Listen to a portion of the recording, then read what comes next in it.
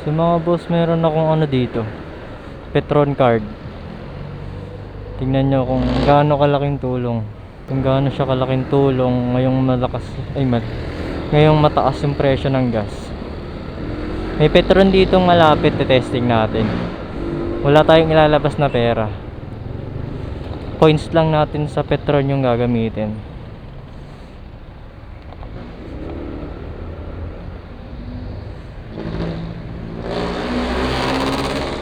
Boss, pa-check ako ng card.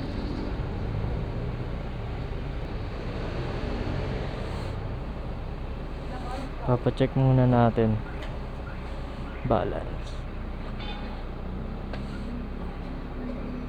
Magkano ka? 116? 100 lang.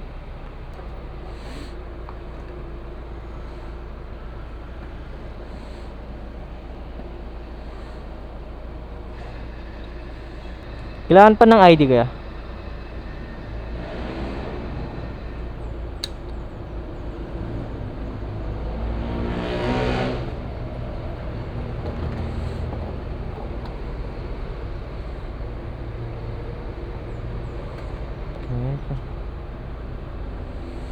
So kailangan siya ng ID. Verify. Verification. Kung sa'yo ba talaga yung Petron card. Tapos pipirma tayo dyan. Hindi ba? Wala tayong nilabas na pera. Mga nakuhang points ko lang yun dito sa Petron.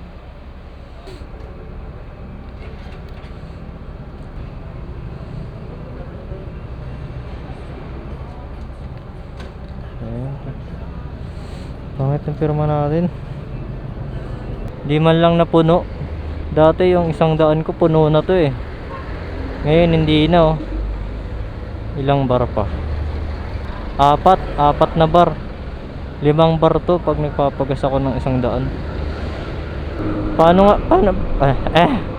Paano ba ako nagkaka-points doon? Syempre kailangan nyo bumili ng Petron card sa Petron mismo. Nasa lang natin? Nakalimutan ko yung presyo. 100 or 150 ganun, hindi ko alam. Basta ganun lang naglalaro yung price nya. So pagkabili nyo, syempre i-register nyo sa cellphone. Tapos kada pagas nyo sa Petron, isasabay nyo yung card para pumasok dun yung points. Yun, habang naiipon siya paunti-unti, pag umabot na siya ng kayo bahala 100, 50, bahala kayo. Pwede nyo na siyang gamitin basta't may laman. Ipapacheck nyo muna yung balance bago nyo gamitin, katulad kanina. Yun lang, kaya ingay. Bili na kayo ng Petron card nyo mga boss. Sa Petron card mismo. Tapos register nyo lang sa cellphone nyo.